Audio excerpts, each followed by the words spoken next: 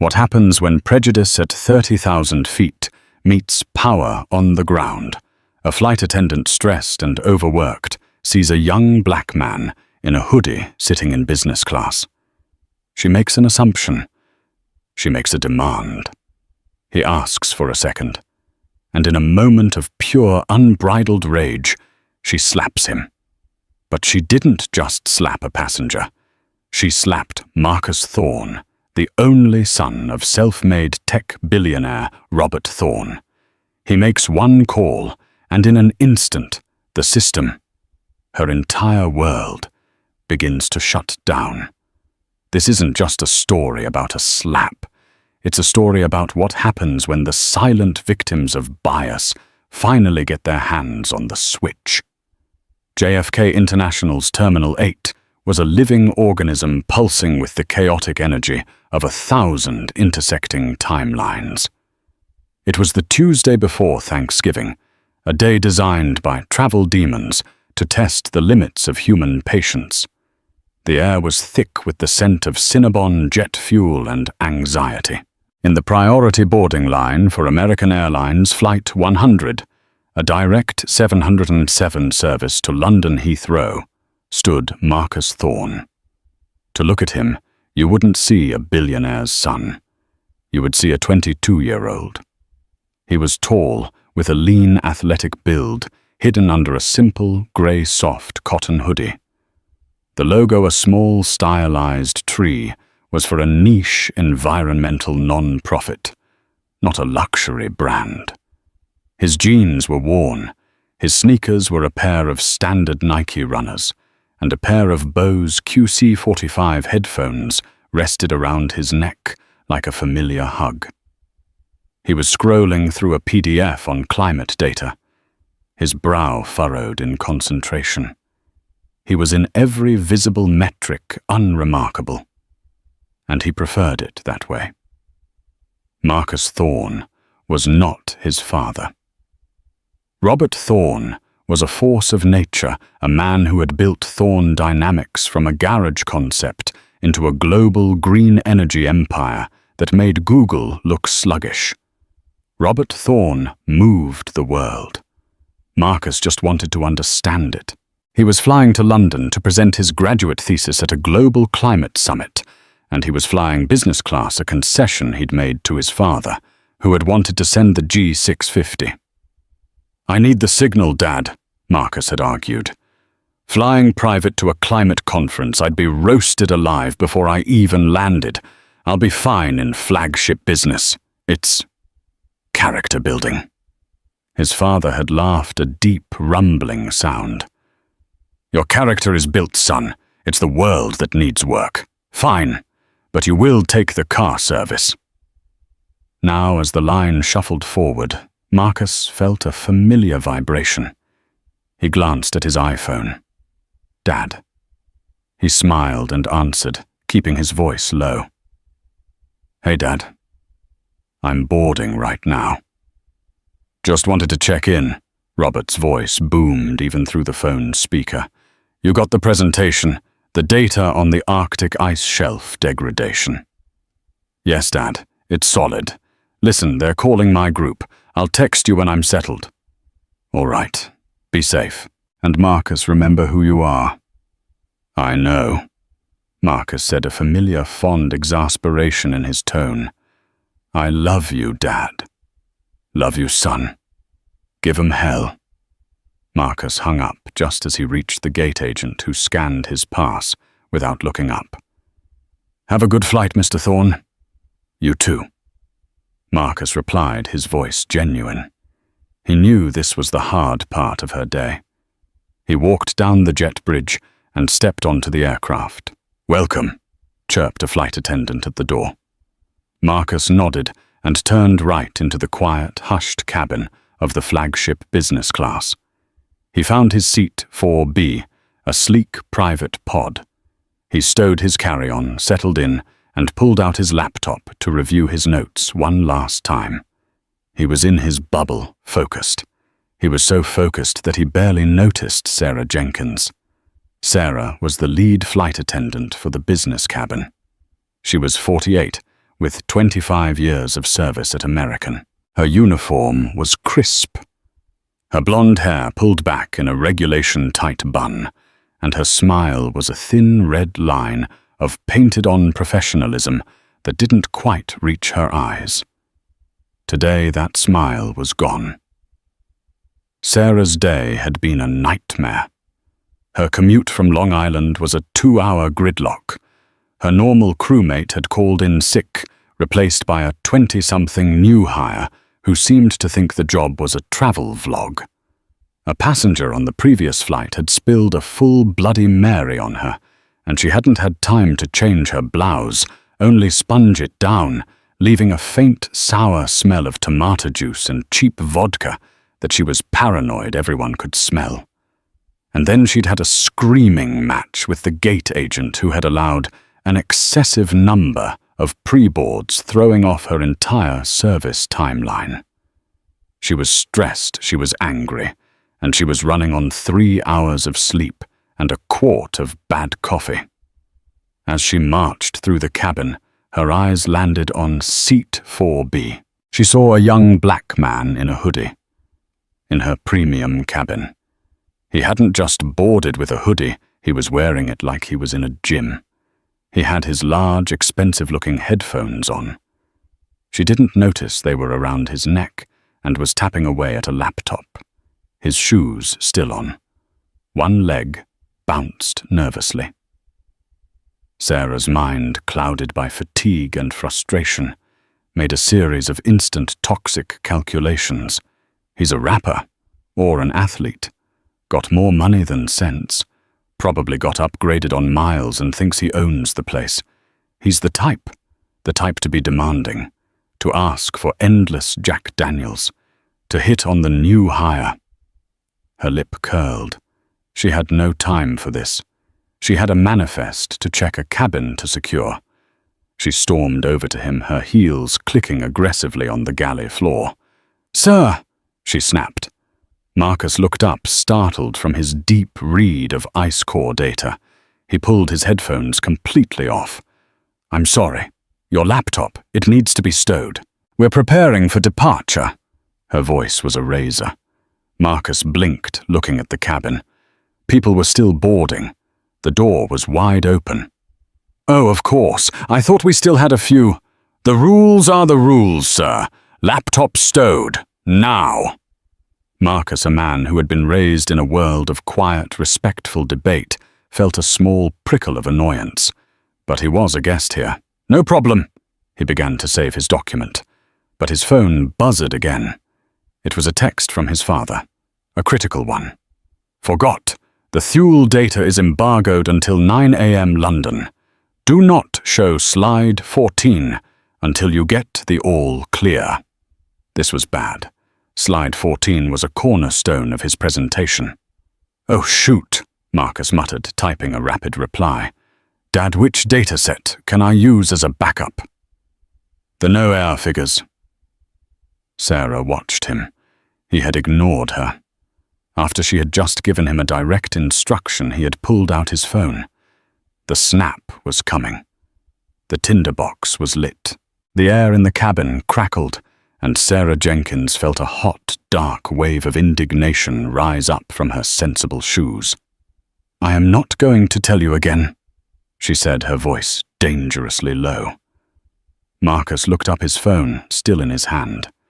He saw Sarah's face no longer professionally terse, but actively furious. Her skin was splotchy and red, her blue eyes narrowed to slits. "I do apologize," Marcus said, holding up a hand, a gesture of peace. "I just got a critical message. I'm putting it away right now. See?" He was about to hit the power button. "I don't care what it is," Sarah hissed. The passenger in 3B, a corporate lawyer named David Weissman, looked over the top of his Wall Street Journal. He could feel the tension ratcheting up. "Ma'am, I understand," Marcus said, his voice dropping into that deep, calm register he used when his father was on a rampage about stock prices. "I am complying. There is no need to raise your voice." It was the worst possible thing he could have said. To Sarah, his calm was not calm. It was arrogance. It was the entitlement she'd been stereotyping him with from the moment she saw his hoodie. He was telling her how to do her job. He was calm-splaining to her. "I'll tell you what there's a need for, young man." She spat the words young man, loaded with a freight train of racial and class-based condescension. "There's a need for you to respect the flight crew and follow federal aviation regulations. Or do you think the rules don't apply to you in this cabin?" A few more heads turned. The young flight attendant Chloe, who was stocking the galley, froze. Marcus sighed. He was done. This was ridiculous. He wasn't going to be spoken to like a child. He turned away from her, powered down his phone, and began to slip it into his hoodie pocket.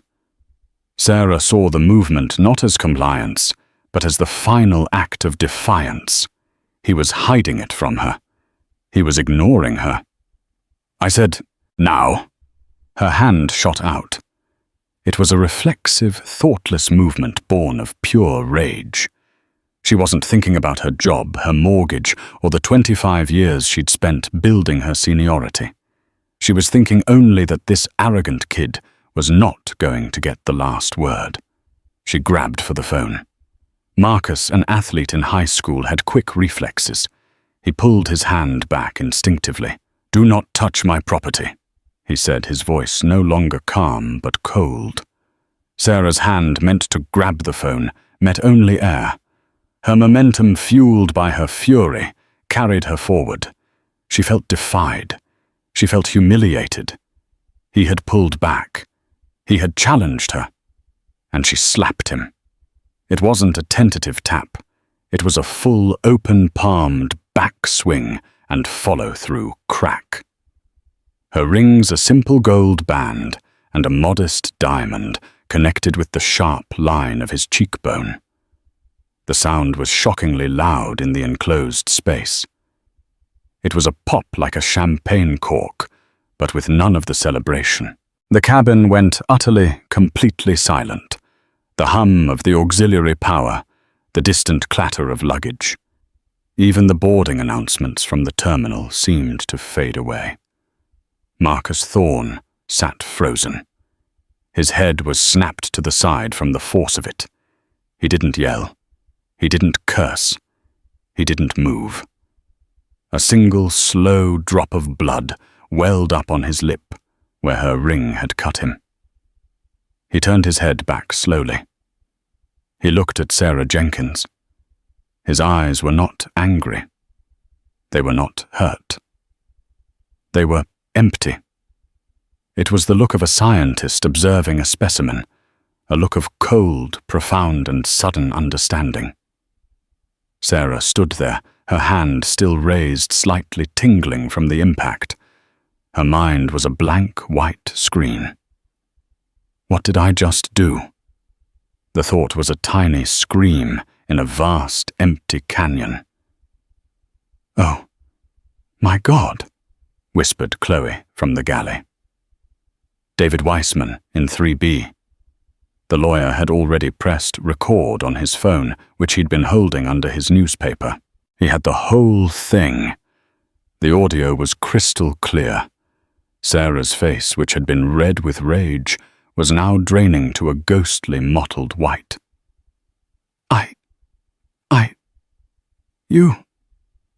You were non-compliant." She stammered, the words hollow. Marcus said nothing. He slowly, deliberately reached into his pocket. Sarah flinched. She actually flinched as if expecting a weapon. He pulled out a clean white handkerchief monogrammed RT, a gift from his father, who believed in old-world affectations. He pressed it to his lip, which had begun to swell. He looked at the red smear. Then and only then did he speak. His voice was quiet, but it cut through the cabin like a surgical laser. "You are going to regret that," he said. It wasn't a threat. It was a balance sheet. It was a statement of fact. At that moment, The captain, a silver-haired veteran named Captain Miller, emerged from the cockpit, holding a printout. "Why are we stopped?" he boomed. "Sarah, why isn't this cabin—" He stopped. He saw the faces of the passengers pale and shocked, all staring. He saw Chloe, her hand over her mouth. He saw Sarah, looking like she'd just seen a ghost.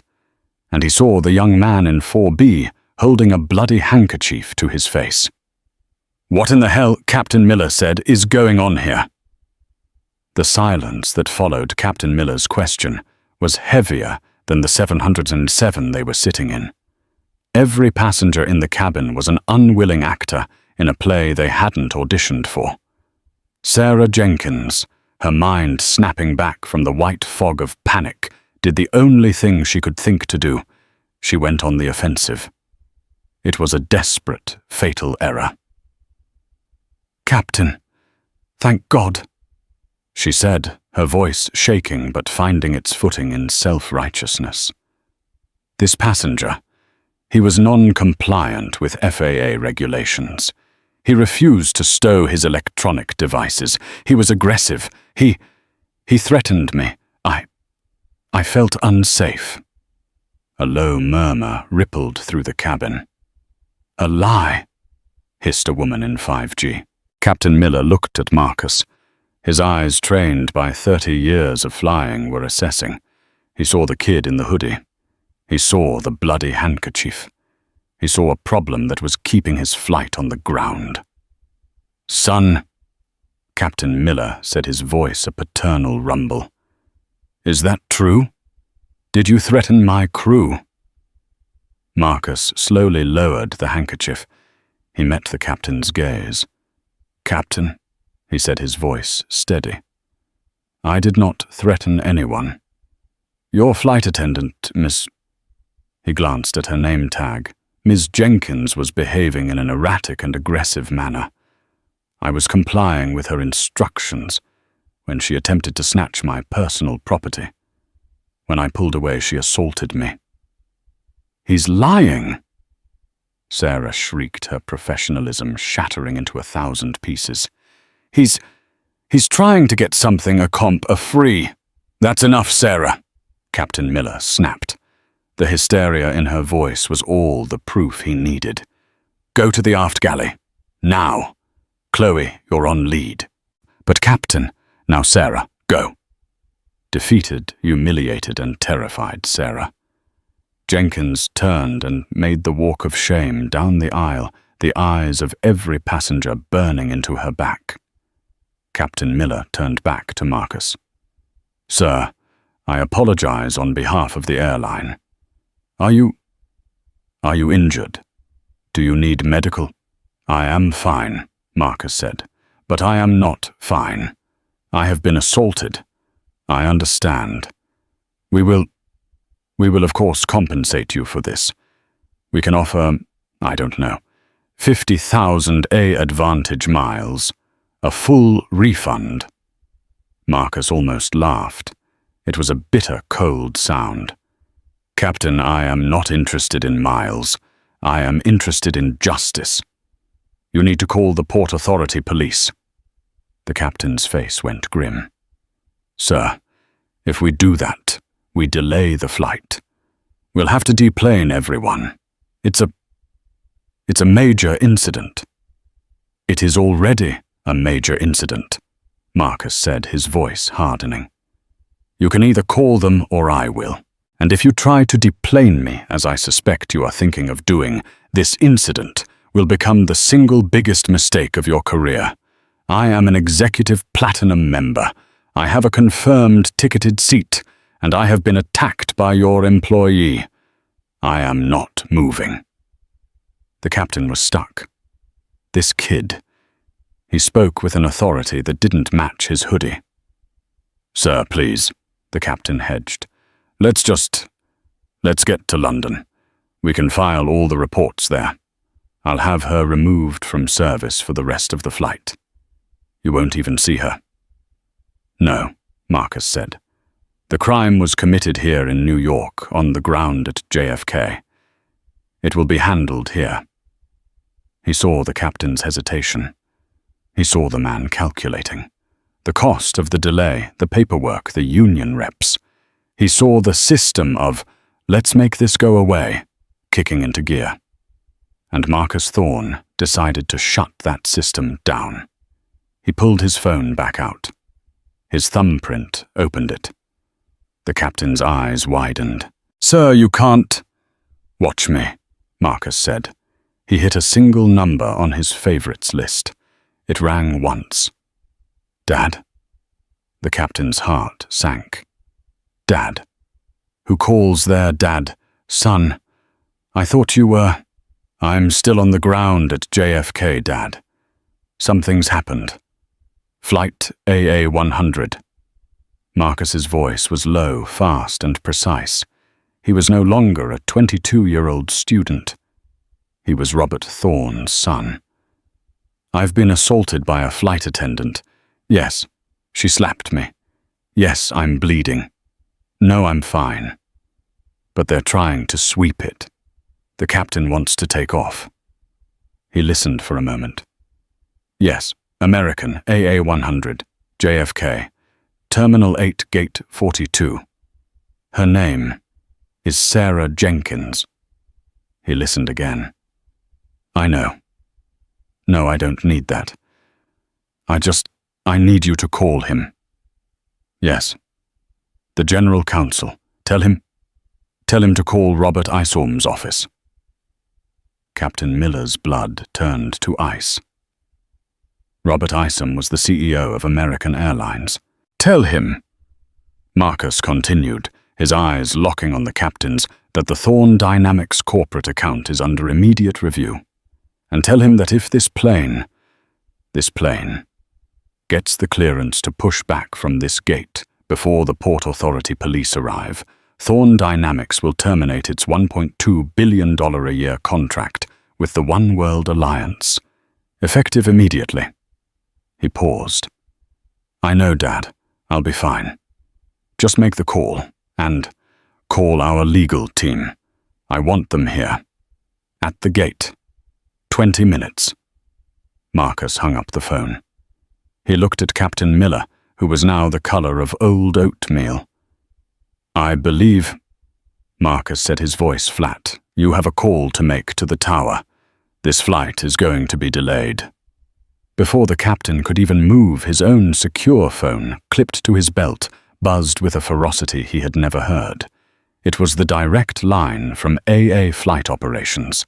He answered it. "This is Captain Miller." He didn't speak. He just listened. His face went from pale to white to a sickening greenish-gray. "Yes, sir," he said, his voice a croak. "I understand, sir. No, sir. It won't. I understand. Yes, I'm looking at him right now." "Yes, sir."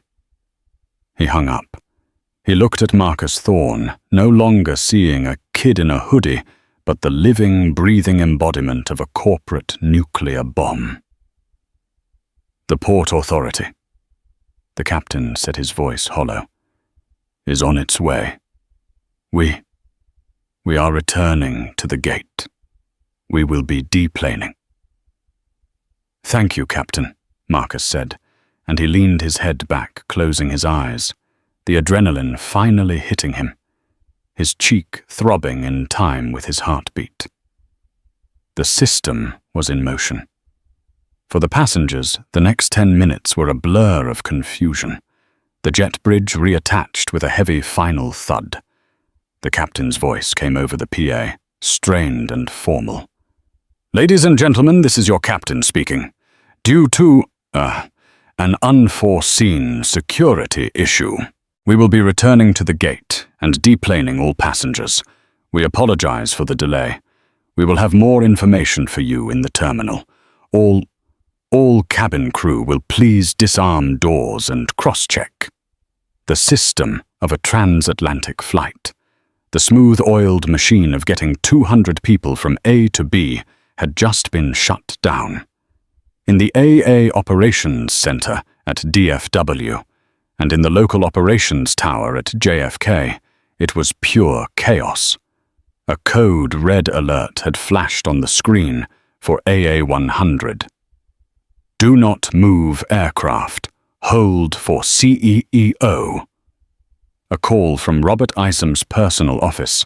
A call that had taken exactly 45 seconds to happen after Robert Thorne hung up with his son, had vaporized all normal procedure. The system of escalation of paperwork of "we'll look into it" was bypassed. A multi-billion-dollar corporate account was at stake. A simple assault on a plane had just become a 5-alarm fire at the highest levels of the corporation. As the passengers filed off, they all glanced at 4B. Marcus sat quietly waiting. He was the last to leave. As he stepped into the jet bridge, 2 Port Authority police officers were waiting. "Mr. Thorne," one asked. "Yes," Marcus said. "This way, sir. We need to take your statement." A 3rd officer was waiting for Captain Miller. "Captain, we need your lead flight attendant, Ms. Jenkins." "She's in the aft galley," Miller muttered, feeling his 30-year career flash before his eyes. The officers boarded. They found Sarah Jenkins sitting on a jump seat, weeping.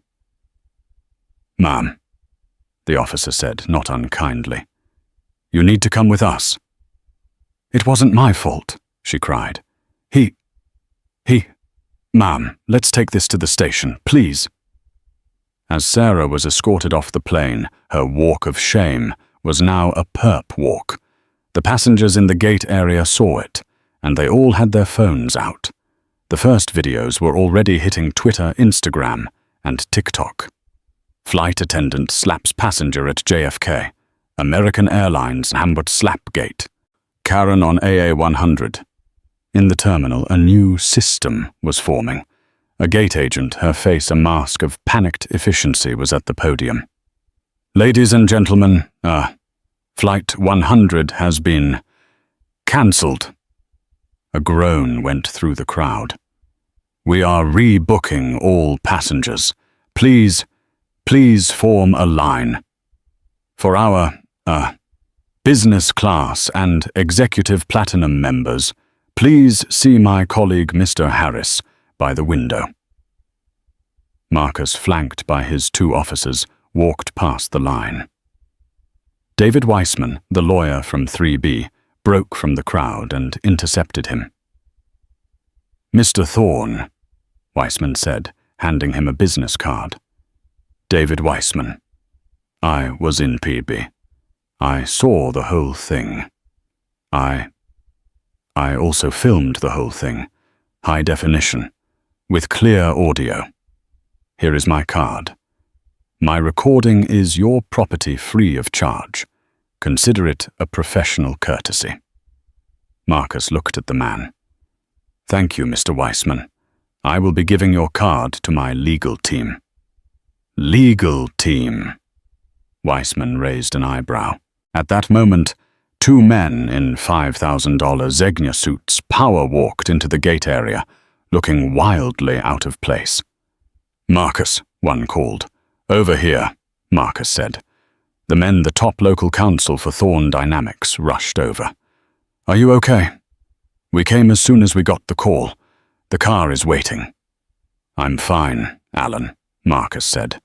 "I need you to speak with Mr. Weissman. He's a witness. He has a video." Alan, the lawyer, turned to Weissman, and his entire demeanor changed. "Alan Jacobs, counsel for the Thorne family. Let's talk." Thorne family. Weissman's eyes went wide. He hadn't just witnessed an assault. He'd just witnessed the career suicide of a flight attendant on the son of Robert Thorne.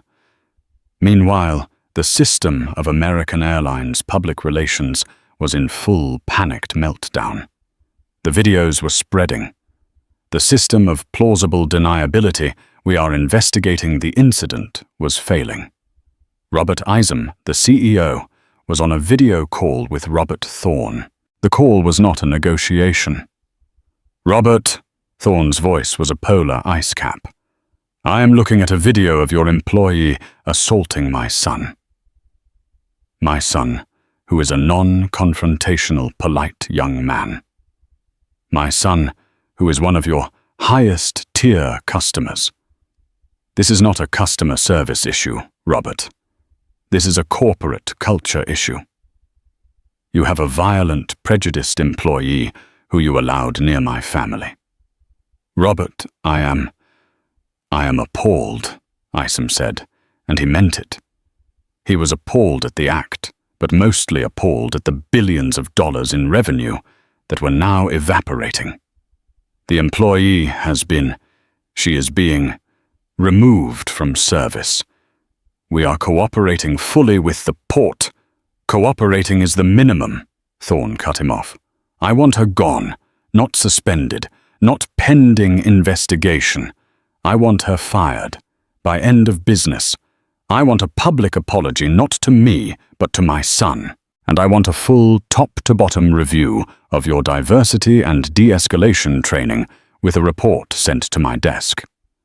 Or I am moving Thorne Dynamics and all of its subsidiary-related travel to Delta. And I will personally call my friend Ed Bastian and tell him why. The system of employee protection union rules and 25-year seniority just died. Sarah Jenkins, sitting in the fluorescent-lit Port Authority station at JFK, had no idea. She was still trying to find her union rep. She was still operating under the assumption that this was a he said, she said situation. She didn't know that the system she had relied on her entire life, the rules, the seniority, the us versus them of the airline industry, had been completely and totally shut down by one call from one man to another. The cancellation of AA100 was just the beginning. The shockwave was just starting to spread. The Port Authority station in Terminal 8 was a small, windowless box designed for maximum discomfort. Sarah Jenkins sat on a hard plastic bench, a cup of styrofoam-tasting coffee untouched in her hand. For 2 hours, she had been waiting. Her initial hysterical panic had faded, replaced by a sullen, defensive anger. They can't do this, she thought. I'm a 25-year veteran. He was non-compliant. The union will protect me. Finally, a detective, a weary-looking man named Diaz, called her into a small interrogation room. Ms. Jenkins, thanks for waiting. I want to speak to my union rep, Sarah said immediately, her voice sharp. You're free to do that, Diaz said, sitting down. You're not under arrest if that's what you're worried about. Not yet. I just want to understand what happened, in your own words. Sarah launched into her story. She painted a picture of a chaotic cabin and a young, arrogant passenger. He was on his phone. He refused a direct, lawful crew instruction. He got in my face. I felt threatened. I pushed him away. That's all. I just pushed him. Detective Diaz listened patiently, not taking a single note.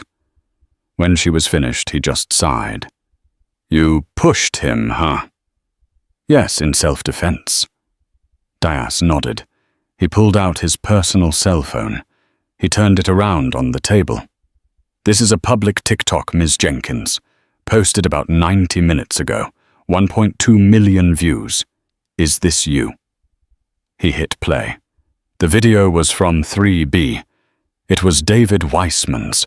It was crystal clear. It wasn't the blurry, shaky cam footage she'd been hoping for. It was high definition. And the audio. The audio was like a courtroom transcript. The video showed Marcus calm. It showed her screaming. It showed her voice, I said, now. It showed her lunge. It showed Marcus pulling back. It showed her hand, her rings, and the crack as it connected with his face. The video was 30 seconds long. It was the end of her life. Sarah stared at the phone. There was no sound in the room, but the whir of the ventilation. This is... She couldn't find the words. It's edited. It's out of context. We have 6 more, Diaz said, his voice flat. All from different angles, all showing the same thing. You, ma'am, committed simple assault in front of about 30 witnesses. He leaned forward. Now here's the part you're not understanding. We've been getting calls, a lot of calls, from upstairs, way upstairs. The door opened, and a man in a crisp AA uniform, a high-level base manager named Frank, walked in, followed by a frantic-looking woman. Sarah. My God, the woman said. It was her union rep, Karen. Not that Karen, but the irony was thick.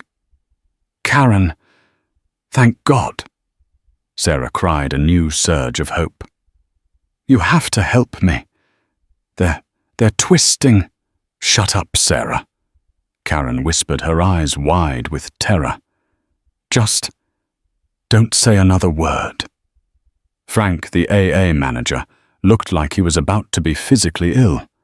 He wouldn't make eye contact with Sarah. Detective, Frank said to Diaz. Ms. Jenkins is an employee of American Airlines. We are. Not anymore, she's not.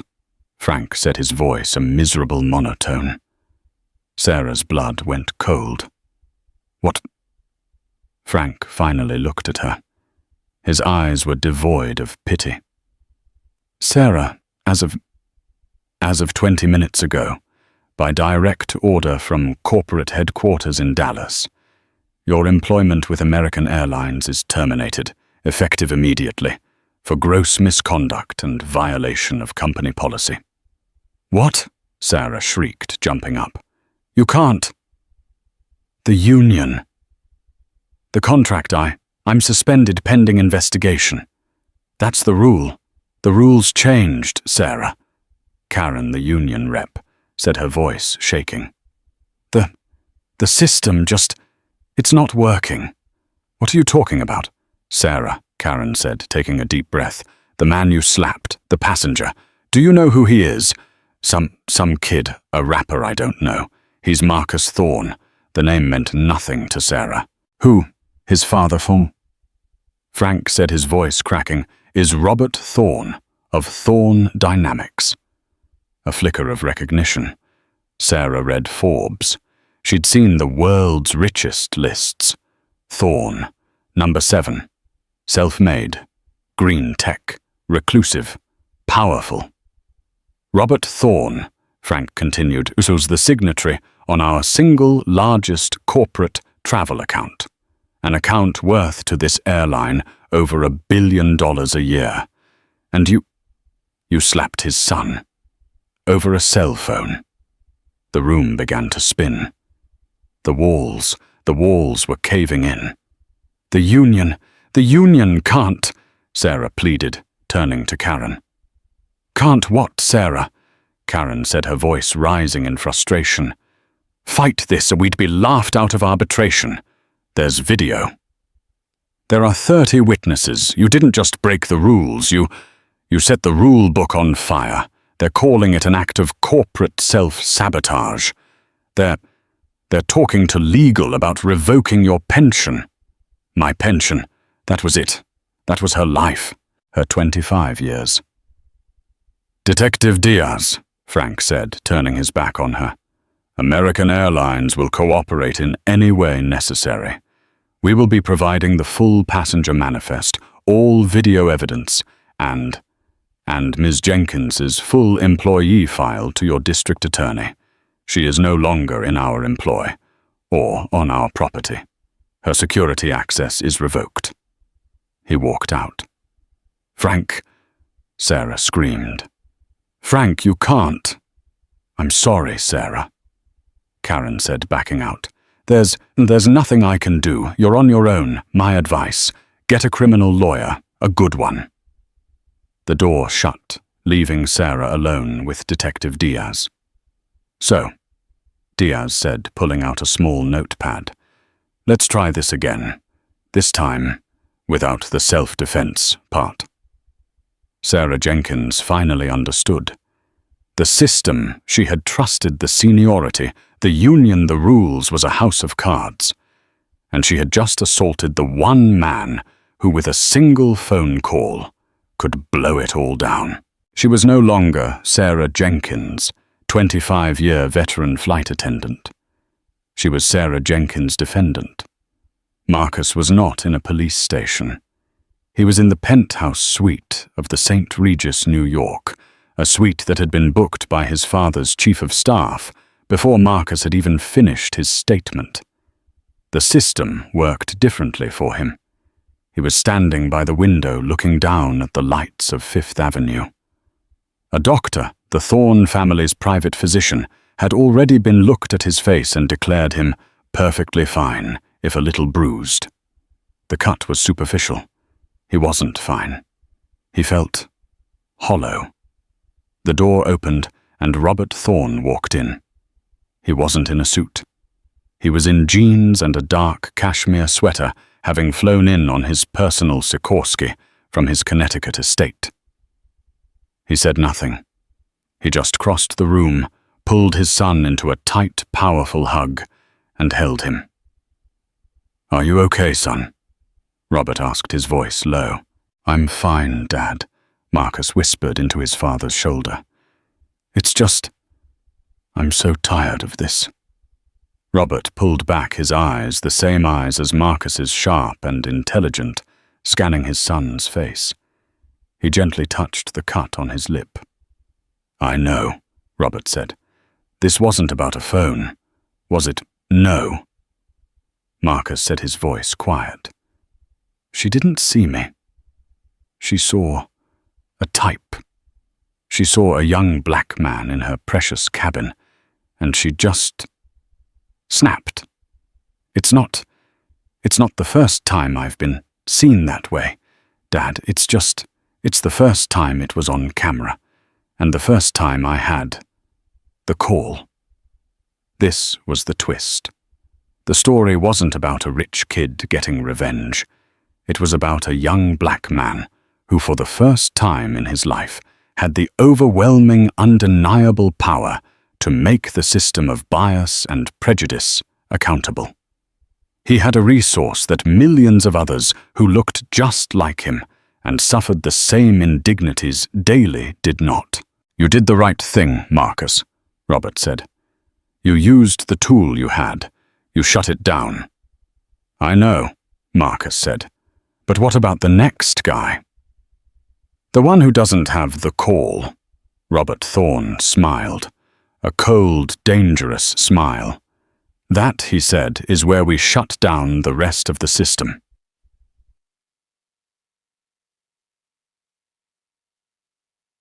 Meanwhile, in a small two-bedroom Cape-style house in Massapequa, Long Island, Sarah Jenkins was walking in her front door.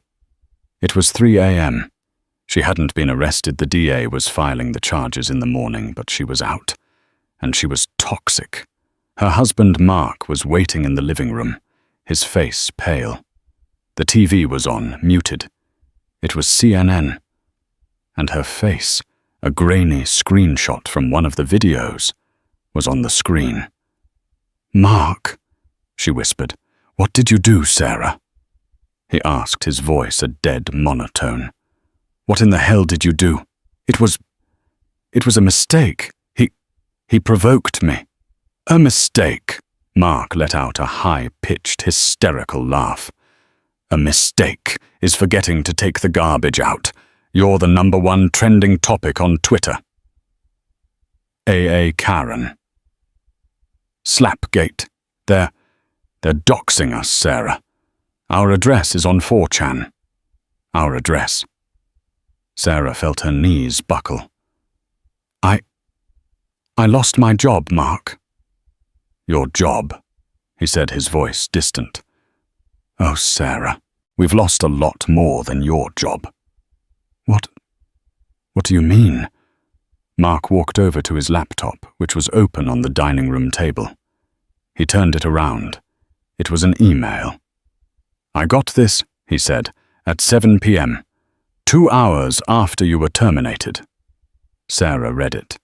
It was from his employer, a mid-sized logistics company that managed shipping for specialty tech components.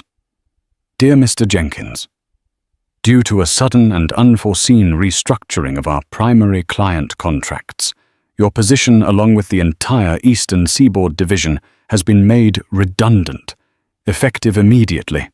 I don't understand, Sarah whispered. I didn't either, Mark said, his voice dead. So I called my boss, Frank. He was crying. He got laid off, too. He said our biggest client, our only real client, just terminated their contract. No warning. Pulled it. Cited a breach of moral confidence clause. Cost the company 90% of its revenue in one email. Who? Sarah asked, but she already knew. She knew the way you know a train is coming. Thorn Dynamics, Mark said. Our company's biggest contract was with Thorn Dynamics. They're reviewing all their supply chain partners, they said. It's unrelated, they said.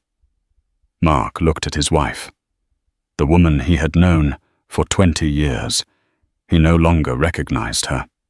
You, he said, his voice shaking with a new cold fury. You didn't just get fired. You didn't just get us doxxed.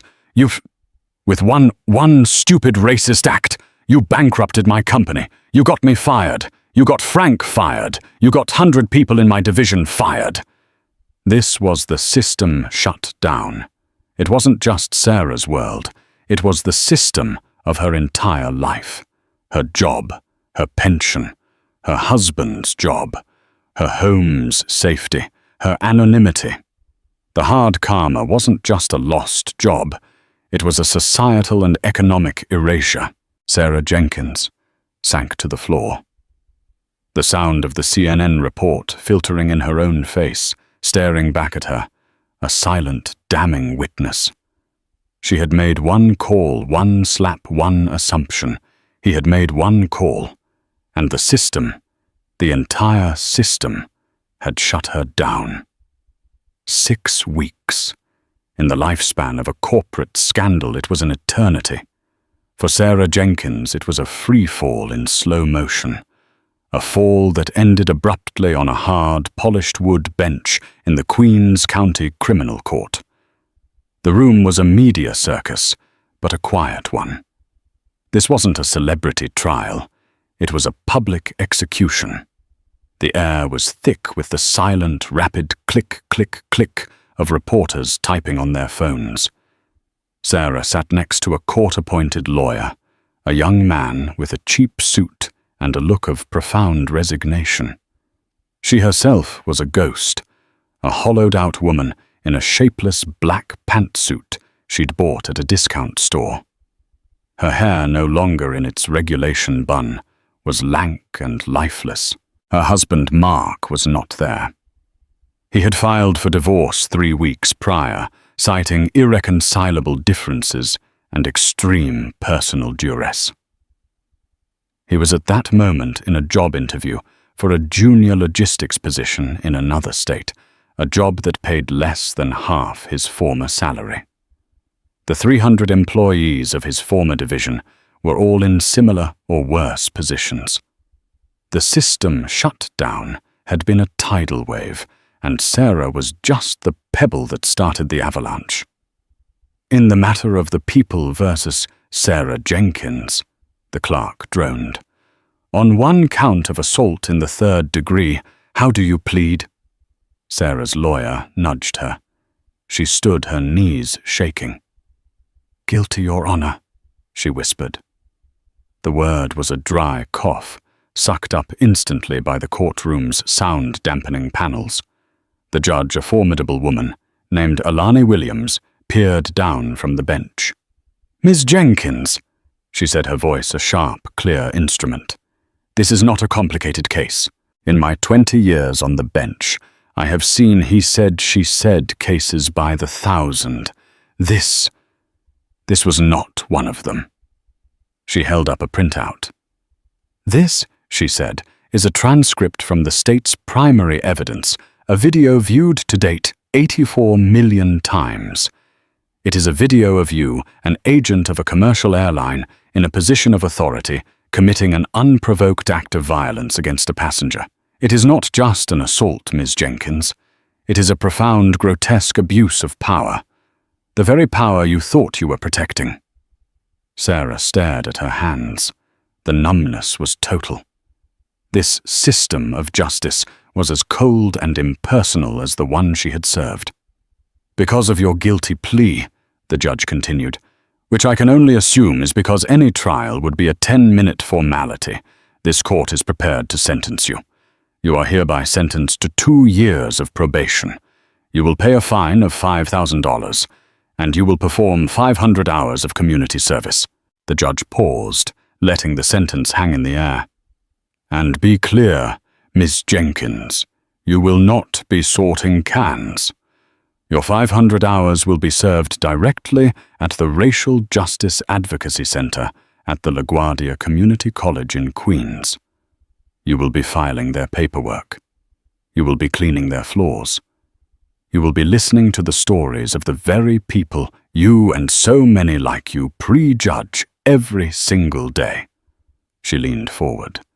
Furthermore, you are mandated to attend and complete an 18-month court-monitored program for both anger management and implicit bias counseling.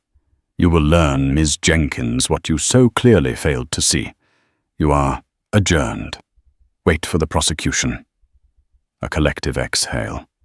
But the show wasn't over. Your Honor, the prosecutor said, standing. The victim, Mr. Marcus Thorne, wishes to make a statement to the court. A new surge of energy. Phones were raised. Sarah, who had been slumping in relief, froze. He was here. The side door opened. Marcus Thorne walked in, flanked by Alan Jacobs, his lawyer. He was not wearing a hoodie. He was in a perfectly tailored dark charcoal suit. His face was clean-shaven, the small cut on his lip now a faint white scar, a permanent souvenir. He looked like the one thing Sarah had never for 1 second considered him to be, a man of immense quiet and terrifying power. He walked to the podium, not looking at her. He addressed the judge. Thank you, Your Honor. Judge Williams.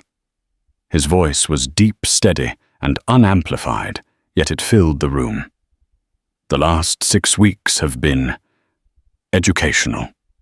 He paused, and for the first time he turned his head and looked directly at Sarah Jenkins. She flinched physically, as if expecting another blow. When Miss Jenkins slapped me, he said, his voice dropping, it wasn't just the physical impact that I remember. It was the clarity. In that 1 second, I understood exactly what had happened. This wasn't a stressed-out employee losing her cool. This was a system of prejudice, a personal, ingrained bias, finding its one and only permitted outlet, violence, against someone she had already judged, tried and convicted in her own mind. She didn't see a passenger. She didn't see a 22-year-old student or a son, or even just a customer. She saw a symbol. She saw a hoodie in a section where she believed hoodies don't belong. She saw a young black man, and her mind, trained by a lifetime of stereotypes, saw a threat to her order. And she acted on it. He turned back to the judge. This happens every day, Your Honor. It happens in stores. It happens in job interviews. It happens during traffic stops. The only difference between my story and 1,000 others is what happened next. The reporters were hanging on every word. I had a privilege, Marcus said, his voice ringing with conviction. A privilege that on that day had nothing to do with my skin color and everything to do with my last name. I had a resource that most do not. I had the call. I had the ability to dial one number and activate a system of power greater than the system of prejudice that was attacking me. I could make the entire world stop and listen. He took a breath. American Airlines and my family have reached a civil settlement for the damages caused by this incident. The terms are confidential. A low groan from the press. But, Marcus continued, that money, it's not my money. In my view, it's not even my family's money.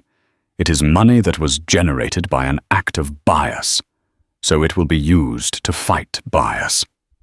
He looked out at the entire courtroom, at the reporters, at the system.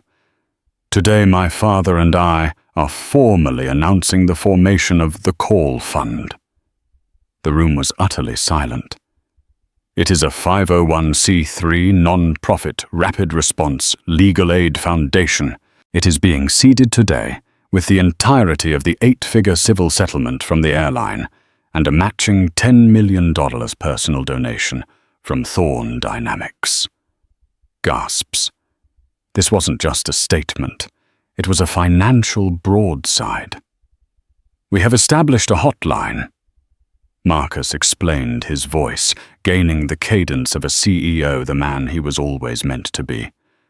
If you are a person of color, a member of the LGBTQ+ community, a person with a disability, a woman, or anyone from a marginalized group, and you are the victim of a provable discriminatory or biased act in a public commercial setting, an airport, a hotel, a restaurant, you call us, and we will provide immediate pro bono legal counsel. We will file the injunctions. We will contact the media. We will leverage our corporate partners. We will, in short, make the call for you. He looked back at Sarah, whose mouth was hanging open, her mind unable to process the scale of what was happening. Ms. Jenkins, he said, his voice no longer angry, but filled with a cold, profound pity. Your actions, your one moment of prejudice built this. You are our first unwilling donor. This is your legacy. This is the new system. We are turning a system of isolated privilege into a system of distributed justice. Thank you, Your Honor. He nodded once, turned, and walked out of the courtroom. He did not look back. The room exploded. Reporters scrambled for the doors. Judge Williams simply sat back, a small, stunned smile on her face. Well, she said to the empty room, I've seen it all. Sarah Jenkins was left in the debris. As her lawyer guided her out a different door, she was swarmed. The camera flashes were like punches. Ms. Jenkins, are you a racist? Sarah. What do you think of the Call Fund? Was it worth it? Sarah, was the slap worth your life? Are you responsible for 300 people at your husband's company losing their jobs? She couldn't speak. She just huddled a meaningless anonymous ghost as her lawyer shoved her through the crowd to a waiting cab. Her karma wasn't just punishment. It was obsolescence. She was no longer the main character. She was a footnote in the story of the very fund she had helped create.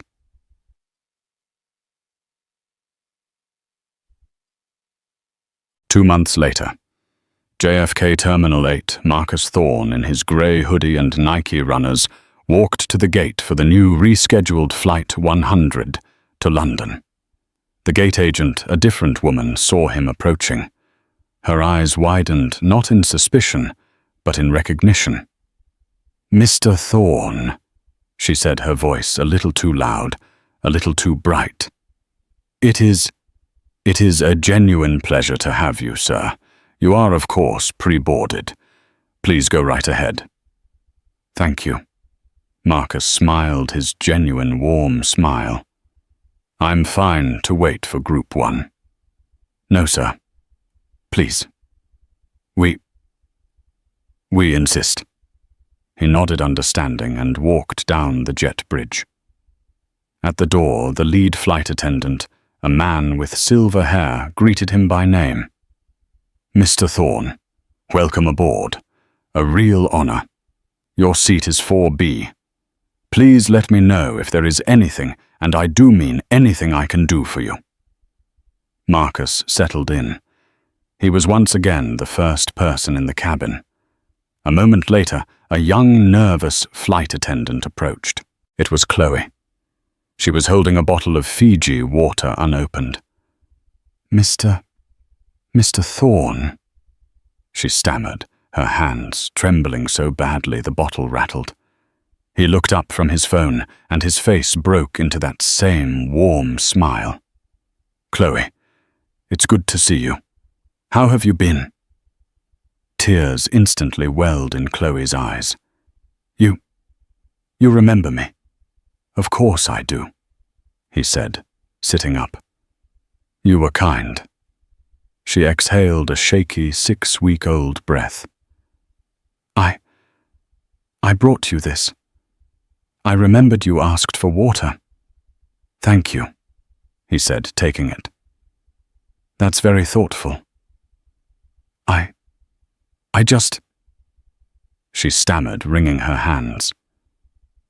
I have to tell you, I'm so sorry. For what happened. For just standing there. Knew I was, Chloe, he said, his voice gentle. It's okay. You did nothing wrong. But I wanted to thank you. She burst out, her voice a whisper. I almost quit after that day. I thought, this is what this job is, but you changed everything. What do you mean? The training, she said, her eyes bright. They brought us all in, a mandatory airline-wide retraining. It wasn't the old, boring video stuff. It was real. We spent 3 full days on de-escalation, conflict resolution, and implicit bias. Your name, well, your fund, is in the new company manual. It's a case study. You didn't just get her fired. You made the system better. For us, too. We're taught to see people now, not problems. Thank you. Marcus was stolent for a long moment. He hadn't known. This was the system shut down. Not the call, not the firing, not even the fund. This. Thank you, Chloe, he said, his voice thick with emotion. That means more than you know. Thank you for telling me. She nodded, wiping a tear, and finally smiled. Enjoy your flight, Mr. Thorne. Truly. As the plane pushed back, Marcus Thorne settled into his seat. He pulled out his laptop. He wasn't reviewing his climate data. He was logged into the brand new, secure portal for the Call Fund. On his screen were the first 3 cases they had officially taken on. A Muslim family denied a table at a diner in Ohio with video. A transgender woman harassed and removed from a cross-country bus with audio. A disabled veteran denied entry to a grocery store with his service animal. Marcus read the intakes, a small, fierce smile on his face. He ceased his water. His presentation in London could wait. The real work was just beginning. So what's the real lesson here? It's easy to cheer when the Karen gets her karma. It's satisfying to see a bully get taken down, to see her entire world crumble because of one hateful, prejudiced act. But the real story, the real twist, isn't the shutdown. It's the reboot. Marcus Thorne had something 99.9% of us don't get-out-of-jail-free card for a system that's rigged against so many. But instead of just cashing in his own chips, he used the winnings to build a whole new table. A table for everyone else. He created the Call Fund.